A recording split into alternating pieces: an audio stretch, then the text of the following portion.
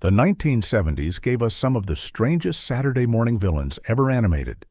With wild costumes, bizarre plots, and moral lessons delivered in the quirkiest ways, these cartoon antagonists have lived in pop culture memory long after their shows ended. Today, we're counting down the 15 weirdest villains from 1970s Saturday morning cartoons. Baddies so bizarre, you'll wonder how they ever aired. Number 15. The Legion of Doom, Super Friends. When Super Friends introduced the Legion of Doom in 1978, viewers didn't just get one villain, they got a rogues gallery of the weirdest. Lex Luthor may have been their leader, but what really stood out were the eccentric members like Toyman, Scarecrow, and Captain Cold. Housed in the swamp-dwelling Hall of Doom, the team felt like a Saturday morning parody of James Bond's Spectre, but with even stranger quirks. What made them weird wasn't just their cartoonish powers, but their inconsistent schemes. One week, they were trying to conquer the world with elaborate gadgets. The next, they were pulling off crimes so trivial they seemed like playground pranks. The Hall of Doom itself, a fortress that looked like Darth Vader's helmet rising from a swamp, became a character in its own right, adding to the theatrical absurdity. Despite their camp, the Legion of Doom had cultural impact. They allowed DC villains to share a stage, something that foreshadowed the cinematic universes of today. Kids loved seeing so many baddies in one place, even if critics dismissed the plots as simplistic. Later parodies, from Robot Chicken to Harvey Birdman, kept the Legion alive in pop culture. As for censorship, the show avoided overt violence. Battles were bloodless, with lots of force fields and net traps. Still, parents' groups occasionally complained that even cartoon evil might inspire kids, forcing writers to dial back the menace. Ironically, that only made the villains weirder, forever stuck in a zone where they were dangerous enough to fight Superman, but too tame to truly scare. Ming the Merciless, Flash Gordon. In 1979, NBC revived the pulp adventures of Flash Gordon, and with it came one of the most infamous villains in cartoon history, Ming the Merciless. While Ming had appeared in comics and film serials before, his animated 70s incarnation was both spectacularly campy and deeply controversial. Designed with a bald head, green skin, and exaggerated robes, Ming came across as a mix of alien overlord and bizarre stage magician. His personality was equally flamboyant. He barked out orders, reveled in destruction, and plotted universal domination in the most over-the-top ways imaginable. The sheer theatricality of his voice acting turned him from a fearsome despot into something unintentionally comedic. The controversy came from Ming's design. Critics argued that his appearance leaned on outdated Yellow Peril stereotypes, painting him as a caricature of Asian rulers. While toned down in later adaptations, the 1970s Ming embodied a problematic legacy that kids wouldn't notice, but cultural commentators did. NBC faced mild backlash, though the show largely slipped under the radar due to its fantasy setting. Despite the criticism, Ming was culturally significant. His outlandish villainy inspired generations of parodies, from Spaceballs to comic spoofs, and he cemented the archetype of the campy space tyrant. To this day, the name Ming the Merciless remains shorthand for overblown cartoon evil. Censorship played its part too. NBC had to sanitize his cruelty. Rather than executions or planetary genocide, Ming spent much of the cartoon capturing Flash or building contraptions that conveniently backfired. This watered-down approach only added to the weirdness. Here was a galactic tyrant whose biggest success was constantly failing in spectacular, laughable ways. Mr. Bigot, Yogi's Gang. If Saturday mornings were supposed to teach kids lessons, Yogi's Gang took it to bizarre extremes.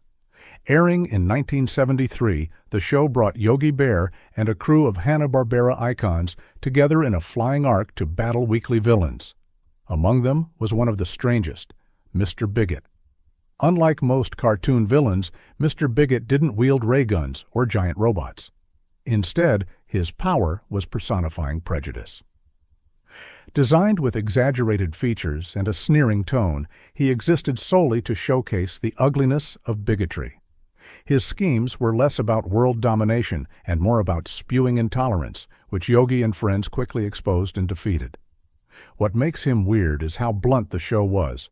Unlike clever allegories, Mr. Bigot was literally named Bigot, leaving no subtlety for kids or adults.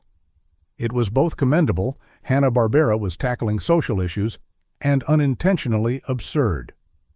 Watching cartoon animals lecture a caricature of racism made the episodes feel surreal, almost like a parody of moral education. Culturally, Mr. Bigot reflects the 1970s push toward message cartoons, where networks tried to mix entertainment with life lessons. While some parents praised the effort, others thought it was heavy-handed, even preachy. Over time, Yogi's Gang became a cult oddity, remembered more for its strange gallery of villains than for its adventures. Censorship wasn't so much an issue here as clarity. Writers had to ensure the episodes weren't too offensive while still addressing serious problems. The result? Villains like Mr. Bigot became grotesque caricatures, too exaggerated to be truly threatening, yet memorable for their strangeness. He stands today as one of the oddest attempts at teaching morality through slapstick. Greedy Genie, Yogi's Gang. Another unforgettable villain from Yogi's Gang was the Greedy Genie. Unlike Mr. Bigot's social message, this foe represented the sin of selfishness, taken to wild extremes. The Yaw's Greedy Genie was a green, rotund character who granted wishes, but always twisted them to serve his own insatiable greed. His appearance was already strange, a floating, cackling figure emerging from a bottle, drawn with oversized features that made him look more comical than menacing. His catchphrases revolved around more, more, more, turning every situation into a commentary on consumerism and selfishness. For kids in the 70s, the message was clear: greed was bad, but the delivery was so overblown that it bordered on parody. Culturally, the Greedy Genie symbolized the era's moralistic shift in cartoons. Networks, under pressure from parents' groups, wanted programming that taught values. But when those values were delivered through an absurd genie hoarding treasures, it became unintentionally funny. Critics at the time noted that Yogi's Gang villains felt like walking PSAs disguised as characters, which made the show more infamous than beloved. Censorship played an indirect role. Because overt violence or genuine menace was discouraged, Hanna-Barbera replaced typical supervillains with personifications of bad behavior. This gave birth to bizarre foes like Greedy Genie, who was less a character and more a lecture wrapped in bright colors. While mocked by some, the Greedy Genie lives on in nostalgic memory. He represents a time when Saturday morning cartoons tried to balance fun with education, often ending up with villains so exaggerated they became oddly entertaining. Today, he's remembered not for scaring kids, but for being one of the strangest moralistic baddies ever drawn. Napoleon Blownapart, Batfink. Few villains from Saturday morning cartoons blended puns, parody, and absurdity, quite like Napoleon Blownapart. Appearing in Batfink, this tiny yet explosive villain played off the historical figure of Napoleon Bonaparte, but with a destructive twist. His arsenal consisted of endless hand grenades. Visually, he was comical, short in stature, dressed in mock military garb, and always carrying explosives far larger than himself. His name alone set the tone. Napoleon Blownapart wasn't a subtle creation. His master plans typically revolved around blowing things up, from banks to Batfink's gadgets, though they often backfired spectacularly. Culturally, Napoleon Blownapart tapped into the 70s love of parody. By turning a legendary figure into a slapstick villain, Batfink delivered both a history lesson and a comedy routine. Yet his gimmick, obsession with grenades, sometimes raised eyebrows. While violence was heavily censored in Saturday morning programming, explosives used for humor walked a fine line.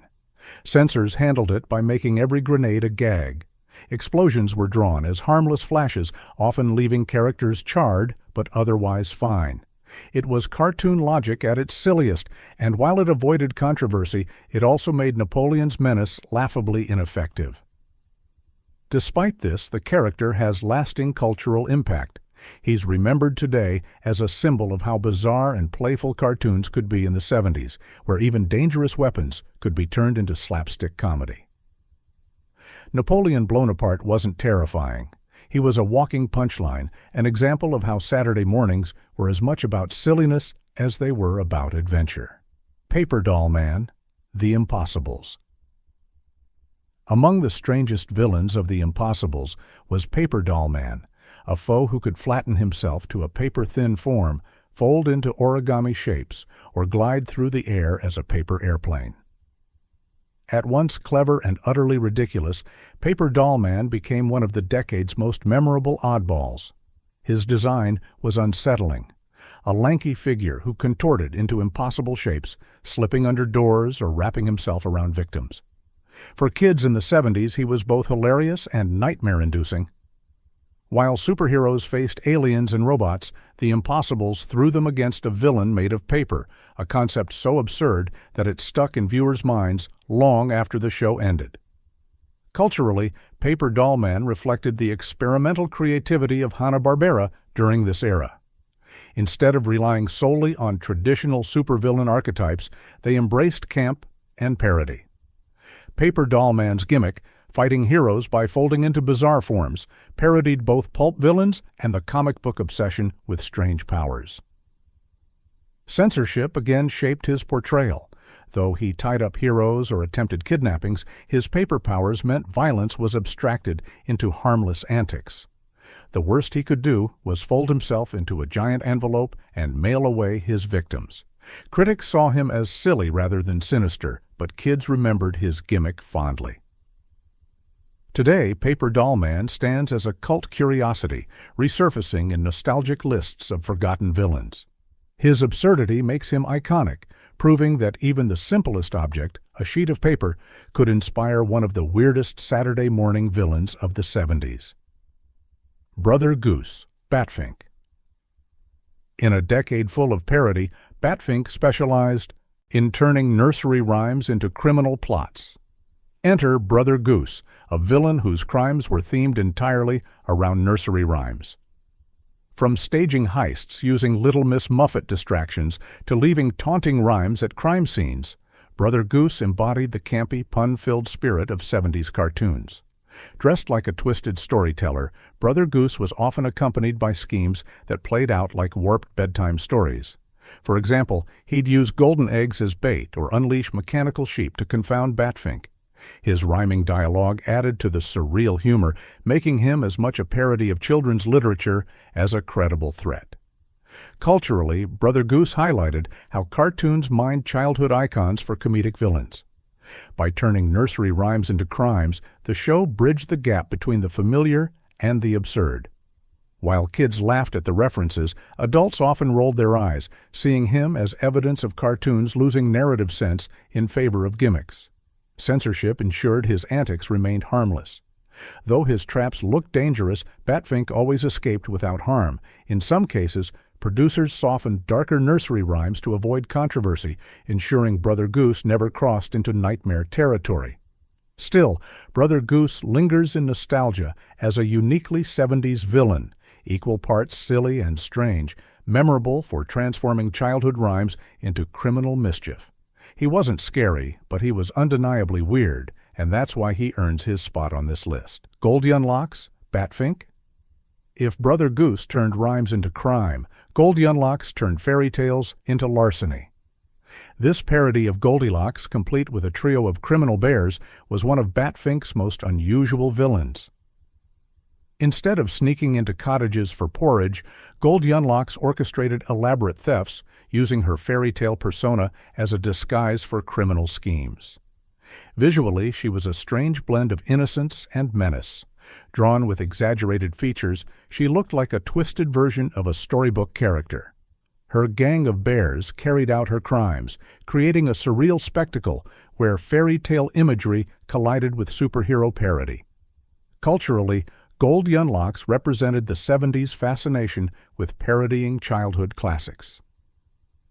Kids instantly recognized the reference, but adults often criticized the lack of subtlety.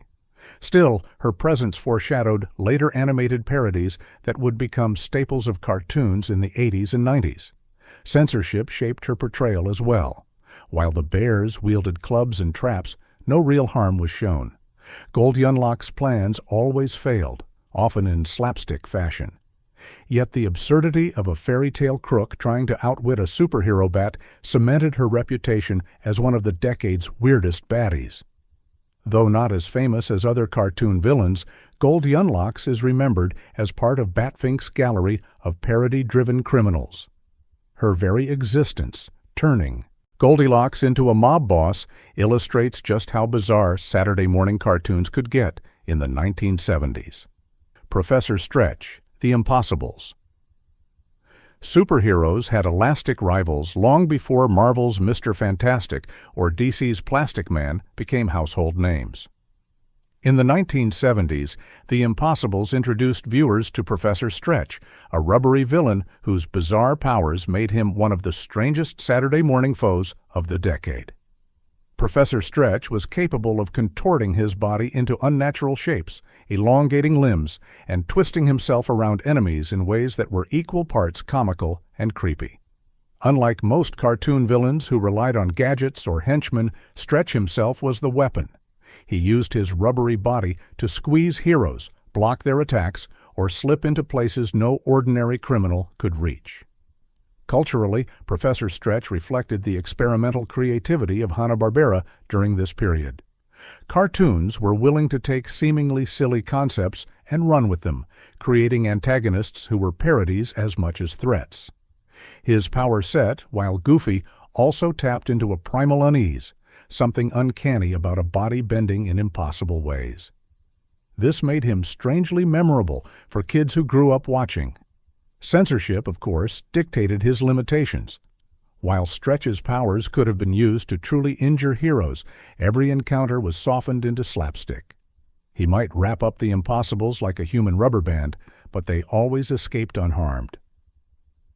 His menace was diluted into comedy, which only amplified the weirdness, leaving him neither truly dangerous nor entirely harmless.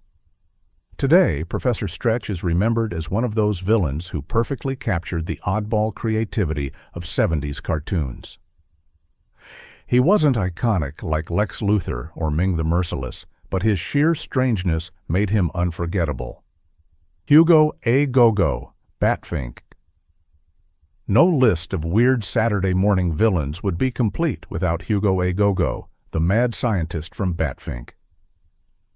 With his wild hair, manic laugh, and absurd inventions, Hugo was both the show's main antagonist and one of its most delightfully bizarre creations. Unlike other villains who relied on brute force, Hugo was a tinkerer. His arsenal included ridiculous gadgets such as mechanical duplicates of Batfink, robot brides, lightning-shooting hats, and freeze rays. The ideas were imaginative, but their execution was usually slapstick, with every invention failing spectacularly in the end. What set Hugo apart was his personality. He spoke with an exaggerated accent, oscillating between genius and buffoon, and his theatricality made him a parody of every mad scientist trope. For children, he was hilarious. For adults, he was a reminder of how cartoons often embraced absurdity over logic.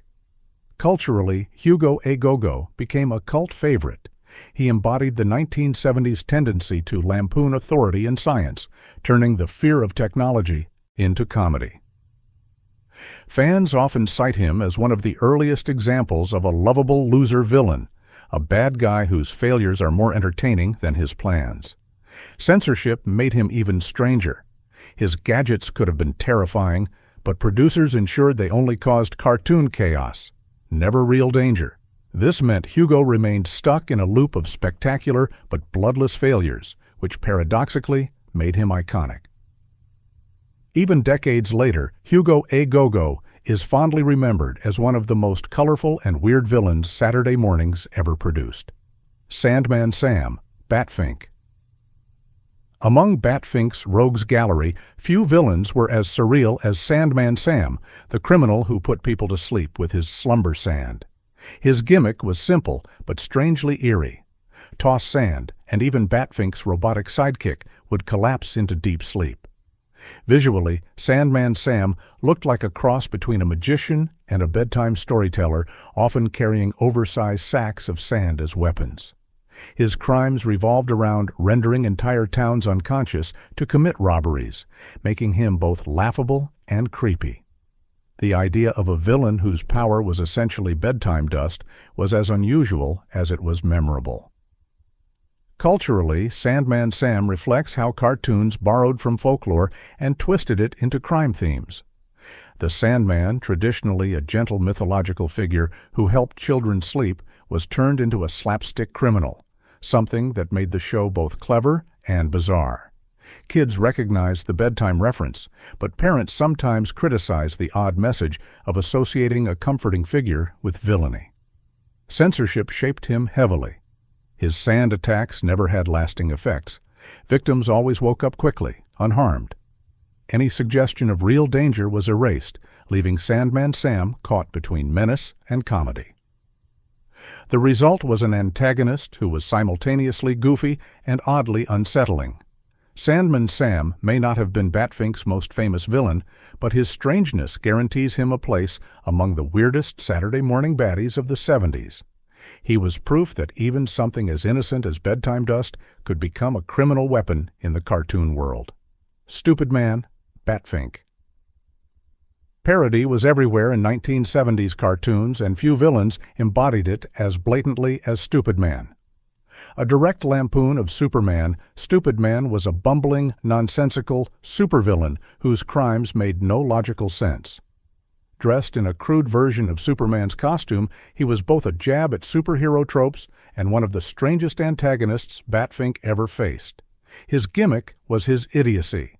Rather than master plans, Stupid Man committed crimes that bordered on absurd performance art, like robbing a bank by accidentally tripping over the vault or trying to conquer the city with inventions that never worked. His sheer incompetence made him more dangerous to himself than to Batfink. Culturally, Stupid Man was a bold move. Parodying Superman in a children's cartoon was both humorous and risky, as the Man of Steel was an untouchable icon. But instead of lawsuits, what followed was laughter. Kids enjoyed the silliness, while adults appreciated the cheeky satire. In hindsight, Stupid Man foreshadowed decades of superhero parody that would become staples of modern animation, from The Tick to Family Guy. Censorship softened him further. Networks made sure his antics were framed as pure slapstick rather than real threat. Every disaster he caused ended in harmless chaos, ensuring he was more clown than villain. That's what made him so weird. He was supposed to be a nemesis, but he barely qualified as one. Stupid Man remains one of the oddest creations of the 70s, proving that sometimes the funniest villains are those who don't know how to be villains at all. Benita Bizarre, the Boogaloos. Topping our list is none other than Benita Bizarre, the psychedelic queen of cartoon villainy. While we already touched on her in the countdown, she deserves her place at number 1 for embodying everything weird, wild, and unforgettable about 1970s Saturday mornings. Benita was no ordinary antagonist. She was a spectacle. Played by the legendary Martha Raye, she wasn't animated, but performed in live-action segments that were woven into the Boogaloos. From her giant jukebox lair to her outrageous costumes, Benita was equal parts villainous, rock star, and cabaret performer. Her goal was always the same: destroy the Boogaloos' harmony and steal their musical magic. Yet her methods were so outrageous, shrill songs, zany gadgets, and hench speakers woofer and tweeter, that she was impossible to take seriously. For children, she was scary and fascinating. For adults, she was pure camp, a villainess whose theatrical delivery outshone the heroes themselves. Culturally, Benita symbolized the fusion of music, counterculture, and children's television. She reflected the psychedelic flair of the era, with bright colors and exaggerated performances that were closer to rock concerts than typical cartoon fare. Fans still recall her as one of the most flamboyant villains ever created. Censorship played a lighter role here. Her antics were silly rather than sinister, but her energy was so over the top that she rattled some viewers. Some kids loved her, others hid behind the couch when she shrieked. Either way, she left a lasting impression. Benita Bizarre remains the weirdest villain of them all, not just because of her outrageous design and antics, but because she turned villainy into a full-blown performance. She wasn't just strange, she was unforgettable. From jukebox queens to explosive Napoleons, the 1970s delivered villains that were as strange as they were unforgettable. These bizarre creations remind us that Saturday morning cartoons weren't afraid to get weird. Which of these villains do you remember most? Let us know, and don't forget to like, subscribe, and share.